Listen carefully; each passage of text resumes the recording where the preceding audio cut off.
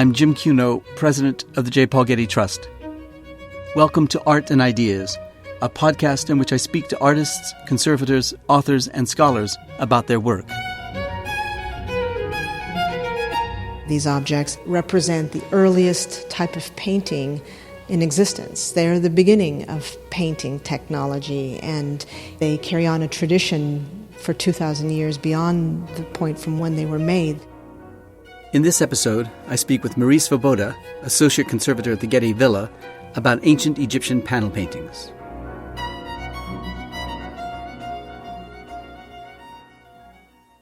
In 2013, the Getty Museum's Department of Antiquities launched a research project on ancient panel paintings to enhance our understanding of their materials and manufacture. These evocative works of art, dating back some 2,500 years, combine the style and technique of Greco-Roman painting with the funerary function of Egyptian mummy portraits and provide ethnographic insight into the role such paintings played in ancient Egyptian culture. But until the Getty-led research project, how the paintings were made and with what materials and where they came from remained a mystery. Only a handful of the approximately 1,000 mummy portraits still extant have undergone full and rigorous technical investigation. To address this situation, the Getty Museum initiated a PEER, or Ancient Panel Paintings Examination, Analysis, and Research. The mission of a PEER is to increase our understanding of ancient painting, including the terminology, production, materials, makers, and workshops. And as of now, 35 institutions have entered their analyses of 260 paintings into a shared database. This ongoing collaborative effort promotes comparison of the artifacts while also developing a broader understanding of artistic materials and practice in the ancient world. The results have been surprising and revealing. For example, that the wooden panels were often imported from northern Europe and the manufactured pigments from as far away as Spain. The results of this research will be presented at an international conference at the Getty Villa on May 17th and 18th, followed by an online publication. To learn more about this important initiative, I met with the project lead, Marie Svoboda, at the Getty Villa in the Gallery of Mummy Portraits. I started by asking her about the pictures on display. So we're looking at all the portraits in the gallery here, and you can clearly see how they range in technique, materials, size. We have men, women, young children, different ethnicities. And one thing to notice is the quality of the panels, some of them being maybe 2 millimeters in thickness, which is incredible, others that are quite larger, and others that are in different condition, clearly showing the evidence of time or age. In the case of one of the portraits, the panel is a recycled piece of wood that dates to 600 BC. So that was a very interesting discovery when we were dating the panels. You also see one painted on a linen shroud, which is another type of style of creating these mummy portraits. We're standing in front of one that's called Mummy Portrait of a Woman, a Romano-Egyptian painting from AD 170 to 200, just into the 3rd century of our Common Era. Describe this to me, because it looks as if it could have been painted by Matisse, the way the pink folds of the dress are summarily put on with a kind of bravura brushstroke like Matisse would have put onto it. But describe it for me if you can. Absolutely. Well, this is a portrait of a very youthful-looking woman, which is unusual when you think that these are funerary portraits. You would imagine that they depict people later in their life, but as you can see from most of the ones here, they're in the prime of their lives, exactly. And she is painted in a technique called tempera. This is a water-based painting technique that gives her a very soft, painterly style, very impressionistic when you look at her. You see this beautiful pink garment that she wears, and she has beautiful jewelry. Her eyes are very lifelike, which is one of the topics of great curiosity with these artifacts, is to know whether they were painted during life or death. And there's a lot of debate over that at the moment, but I think Tell us about the debate, because when you look at these, they look so lifelike and so present as a personality as well as a human figure. Why is it that we think they may have been painted after their death? Well, there are two main reasons that I can explain. One is the fact that those that are still attached to their mummies, many of them have been CAT scanned, and the age of the mummy within the wrappings compares to the age of the portrait. So you see a lot of similarities in the time frame there. So we're assuming that the portrait was painted at the time of death. You also see that the eyes in most of these portraits are extremely large and very overly exaggerated in their lifelike quality. And we feel that this may be the artist's attempt to breathe life into the portraits, to make them look like the sitters are actually alive at the time that they were painted. Yeah. Can you tell from the depiction of the sitter by either the costume or the decorative jewelry or the rouge on the cheeks or the colored materials on the lips a social status of them? Sure, absolutely. Well, one of the interesting things is that only the elite would have had portraits painted on their mummies. So already they're of a different social status simply because they hired an artist to create the work and they're used on top of their portraits. Well, that's a good question before we go farther. So were mummies then only for individuals of some certain high standing? And if you didn't have that high standing, then you wouldn't have been perpetuated after death in a mummy? You just simply would have been buried in the ground or burned or something? Well, we know that with the excavations of mummies during the 19th century, when most of them were found, that probably 5 out of hundreds had painted portraits on them. So we assume that those are for the deceased who were of higher social status, who had the money and the means to have a mummy created for them with a painted portrait, while all the others were mummified but didn't have portraits.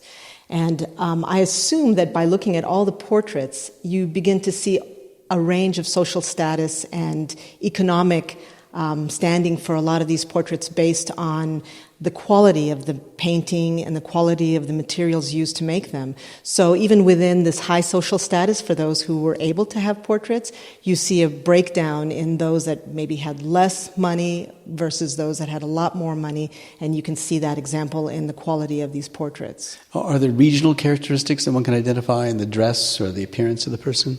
Well, we know that the region where a lot of these were found, mostly the Fayum region, was a very prosperous and ethnically diverse area. It was an area where a lot of people moved to, where they wanted to establish a lifestyle there. It was very fertile land. So you begin to see a huge range of ethnicity in the portraits that reflects that. People coming from the Mediterranean, you have the Egyptians, you have the Greeks that were there already, the Romans that are living there, and that is depicted in the portraits. One thing that has been used to study possibly where these portraits come from are the shapes of the panels. There has been a study done on different cemeteries, and it's partially related to maybe workshops or styles of these different locations where a rectangular portrait will come from one particular site, where those that have rounded tops or diagonally cut shapes are from a different site. So we begin to maybe be able to place them from different locations in Egypt and where they would have been buried. Yeah. So these are put onto a mummy or included in a wrapped figure at the end, final process of mummification or post-mummification perhaps. And we have an actual mummy in the galleries, which we're looking at right now. That is, we have a figure within a painted shroud, but over the face of the figure within the shroud is a portrait of we assume, the figure. Could you describe this one to us? What makes this mummy, the mummy of Heraclides, so interesting is that he's a melding of two different cultures. There's a 3,000-year tradition of mummification in Egypt at this point when the Romans come in, and they take this tradition of mummification, they take the ritual of the process of desiccating the body and anointing it with oils and then decorating it as they would have in the Pharaonic period. But what's new is they add these beautiful portraits, these Greco-Roman portraits that are more in the classical style, and they're added to them to give more of a recognition to the mummies. It's believed that the soul of the body will come back to the body if they can recognize it, or the soul of the individual will return to the body if he recognizes himself. Was this process known and this aesthetic of the portraits known in Rome? And if so, it was known in Rome. Was it ever imitated in Rome in terms of painted? No. The preparation of mummies, the technique of mummification was only practiced in ancient Egypt. But what about the painted portraits? Were there similar such painted portraits in Rome at the time? No. It's really a local area. It's a very phenomenon. Localized technique. The style comes from perhaps frescoes and wall paintings, where you do see the tradition of creating more lifelike portraiture in the Greco-Roman period. During the Pharaonic period, the portraiture is very stylized. It doesn't have the individual features that you would see in these types of portraits. So it's a new type of object, a new material, and these are really the beginning of panel painting and shroud painting, painting on canvas. The oldest surviving painting technique is found in these portraits. And over the range of how many hundreds of years were they made? Well, we know that they started around the 1st century AD, and they were made into the mid-3rd century. So a fairly short period of time. Around late 3rd century, early 4th century, there was a decree that made the process of mummification and creation of these mummies pagan. So it was a process that ended abruptly simply because of Christianity and the new way of interring human remains. The process of mummification was considered to be inappropriate, a pagan ritual, and so they pretty much stopped during this period of time when Christianity became more influential. Did the painters then paint other things like chairs, walls? What did they paint afterwards? Or did they stop painting? Well, I don't know. There's a gap in time between this and the beginning of the Christian icons, and you begin to see those coming into style shortly after the Roman period.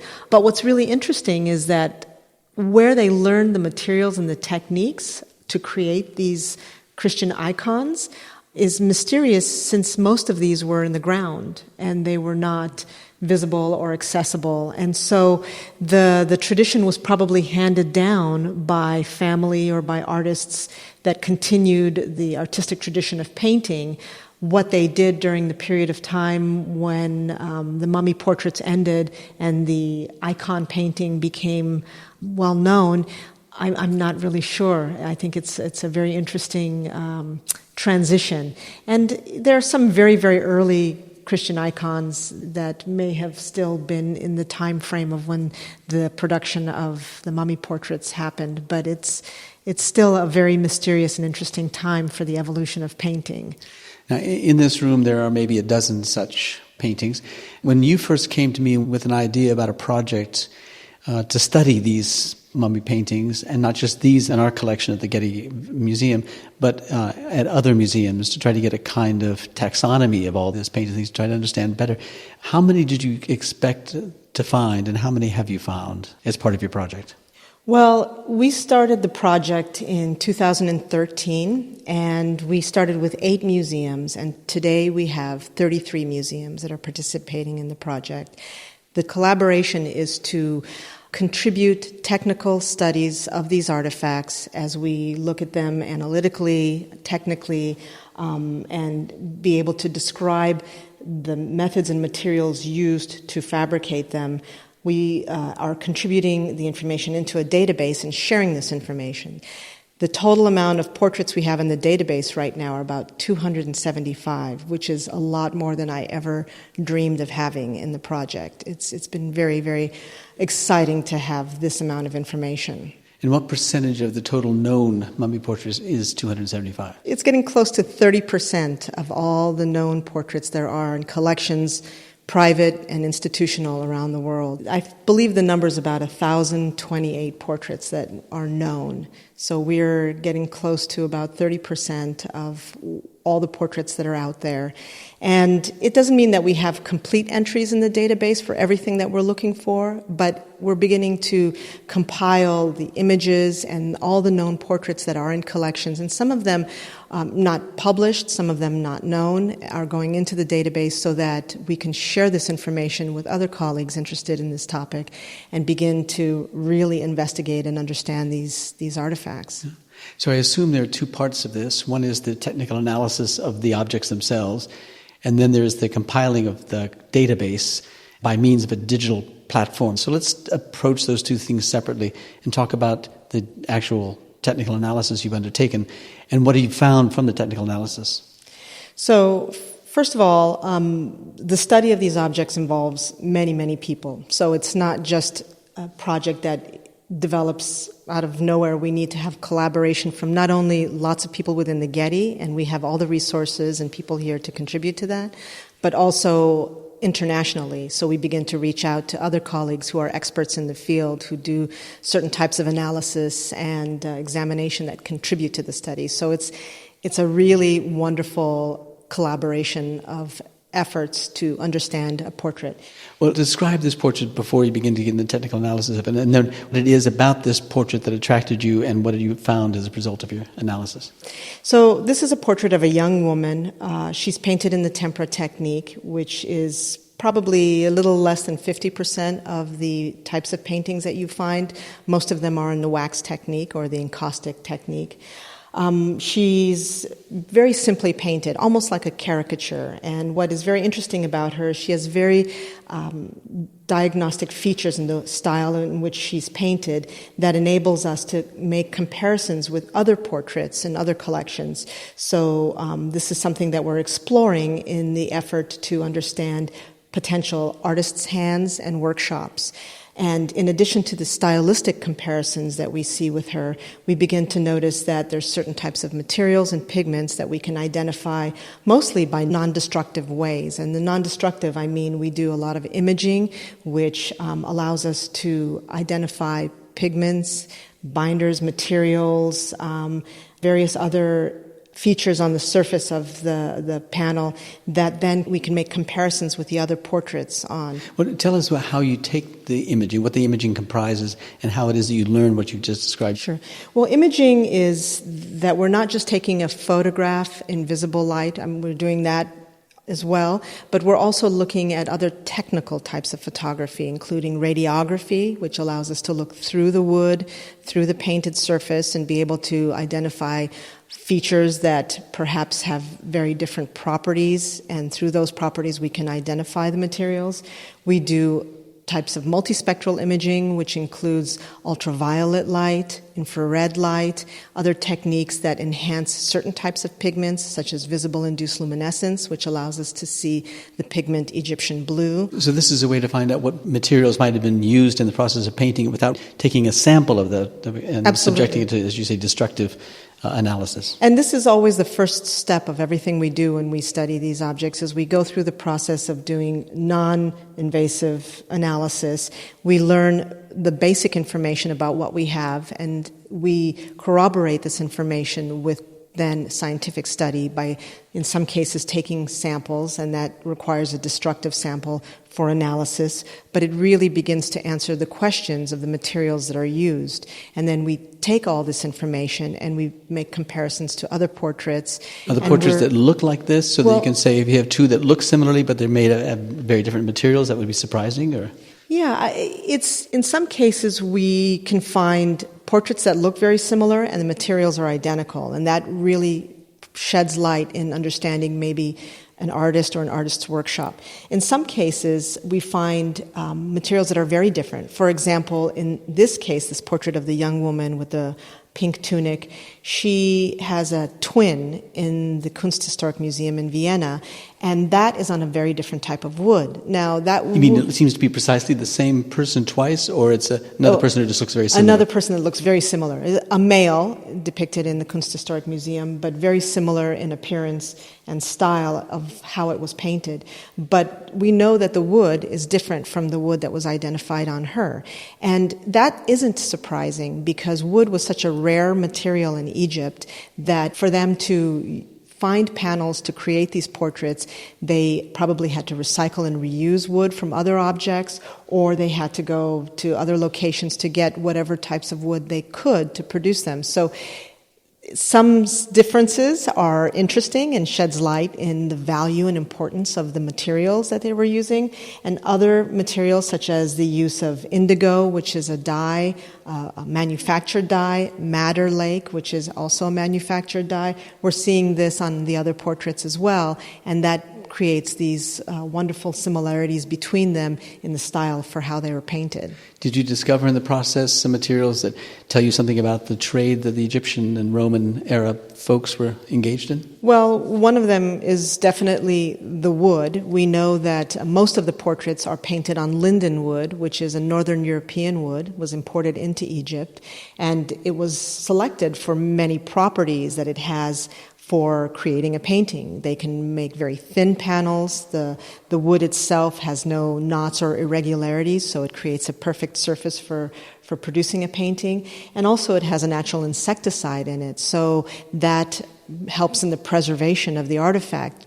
But another material that comes from a long distance is the red that is used to paint the shroud of this complete mummy of Heraclides, as well as the portrait of Isidora. The portrait of Isidora is a very, very exquisitely painted portrait, and what remains on her are parts of her linen shroud.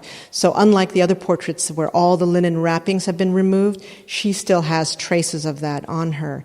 And she's painted with a red pigment, the same red pigment that's used to paint the complete mummy of Heraclides, and that is another manufactured pigment whose source was found to come from southern Spain, a site called Rio Tinto, which was used for silver mining, and this is a byproduct of that process. The material was then roasted and produced a pigment called red lead, and they use that to paint not only these two mummies, but several others. We've identified the group in which they've painted using this pigment, and it may indicate a potential workshop or some special value for this pigment, which only entered Egypt with the Romans. It was not known in Egypt before the Roman occupation. Now, you've mentioned workshop a couple of times, and the comparison between the figure that we're looking at now that looks to be quite simple and charming, as opposed to Isidora, which is spectacularly painted, and she seems to be hugely sophisticated. So they're very different kinds of paintings and very different kinds, apparently, of people. But would a workshop be for hire, and you would walk in and you would say, my wife just died, I need to have a painting painted of her, and could you paint that painting for me? I mean, what do we know about workshops, the relationship between patrons and painters? Well, this is what we hope to learn more about, because what we know about workshops is very little. What we can say now is that we're beginning to identify the materials and techniques that would indicate a particular workshop. And we also know that maybe certain cemeteries had local workshops that then we can begin to classify them based on the objects that are being found in those cemeteries. But really knowing which workshops and how they worked, where they got their materials, and how they created these painted portraits is still a mystery yet to be discovered. We can see that some were clearly very sophisticated, such as the ones that painted the portrait of Isidora, which is very exquisitely painted.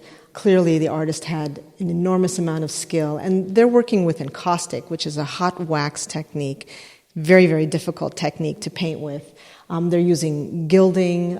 You can also tell that Isidora was a very wealthy woman, a woman of high social status, simply based on the jewelry and the depiction of her with a gold wreath and the gold decoration on her shroud, versus the one that's a more simple portrait on a thicker panel, less higher quality materials, there's no gold. So, this could have been a very different style of workshop, or it could have even been somebody very local to the site or the village where that person died who was hired to create the portrait.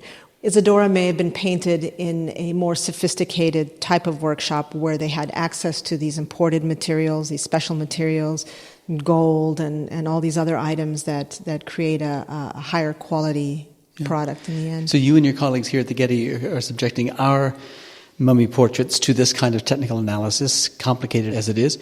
And you've got other colleagues in other museums. How many different museums, remind me? 33 museums. 33 museums all around, well, at least around the European and North American worlds, and doing the same, and you're communicating with each other. When you came to me to talk about this project, which you call Appear, you had the ambition to combine this massive database of this information and subject it to this kind of analysis by people contributing to it. And you needed a digital platform for this. Could you describe what it is that you were looking for, in building this and why it was you needed to have a kind of more sophisticated technical platform for this? What was it that the technical aspect provided you that you didn't otherwise have? So the project that we established here is called APPEAR, and that's the acronym for Ancient Panel Painting, Examination, Analysis, and Research. And the goal of it is to not study these artifacts in a bubble. The goal is to be able to study hundreds of artifacts, to be able to make comparisons, to be able to find similarities, and to be able to understand working methods and techniques. So the goal of the project was to invite institutions to participate, to have them do the same technical studies that we've been doing on our portraits, and to contribute this data into a database. Now, the platform, the database, allows everyone to work together. It is a way of compiling information into one location where it can be compared and viewed and accessed, entered, and we have all different types of information that helps the participants be able to navigate through it so that they can better understand other portraits and how they compare to their own portraits. By looking at hundreds of objects versus just a few, we really gain a better understanding of the import of materials, the use of materials, the business of pigment production. Maybe we'll begin to understand how workshops may have been working, making comparisons between the historic data information, because we're just beginning to understand the history of collecting these portraits and how important that is to making comparisons and where these objects ended up in various collections. What's important here is that the portraits had always been studied based on who the people were, their ethnicity, their social status. That was always a very important aspect of understanding the portraits. But it's only recently that people are asking questions about the technology, the materials, how they were made, and how they relate to each other in that way. And so I believe that all the institutions are very excited to gain this new information and understanding of these objects, especially because they represent the earliest type of painting in existence. They are the beginning of painting technology, and they carry on a tradition for 2,000 years beyond the point from when they were made. Yeah. So at some point you're going to come to at least a temporary halt in this analysis, and you're going to be presenting the finds of your analysis in some fashion. What's the next step in this process? Well, the project has been going on for 4 years now, and from the beginning the goal was to have a conference at the end of the first 4-year period, and we have one scheduled for May. It will be a conference bringing together participants from the project who have a very particular area of interest and an area that shows that they're collaborating with the APPEAR participants. So if they're presenting on a particular material such as wood or a pigment or a style of painting, they're using the database to build their information and make comparisons, and they're taking all of that is a complete study, and we'll be presenting it at the conference. So the first result of this project will be the papers that are presented at the APPEAR conference, which will be very exciting to finally get to this stage where we have some results and information that can be shared with the public. And this conference will be open to the public and anyone who's interested in learning about these artifacts. We'll also publish these papers. It'll be an online publication accessible to everybody. And we hope that we can continue the extended study of these objects simply because it's just now that we're gaining a wonderful momentum in their study. We're learning as we go along, and we're improving the information that we're acquiring simply by making mistakes and fine-tuning the process and exploring new avenues and getting contributions from everyone in the project. So together, we're building a stronger and better project, and I think that it's only gaining more strength as it goes along. Yeah, it's a great project, and it's been that way since you first presented this as an idea. But what it is that you've accomplished over the course of these 4 years with the kinds of participation you've had from so many different museums, we're looking forward to the results that are brought to the conference, and those results are going to live after the conference by means of the digital publication. But it's advanced our understanding enormously of this very important early painting in the Western tradition. So we just thank you very much. Thank you.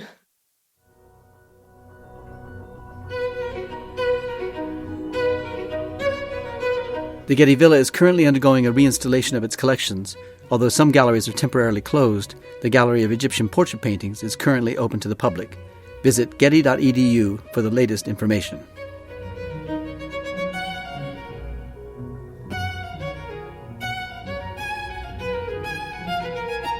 Our theme music comes from the Dharma at Big Sur, composed by John Adams for the opening of the Walt Disney Concert Hall in Los Angeles in 2003. It is licensed with permission from Hendon Music. Look for new episodes of Art and Ideas every other Wednesday. Subscribe on Apple Podcasts or Google Play Music. For photos, transcripts, and other resources, visit getty.edu/podcasts. Thanks for listening.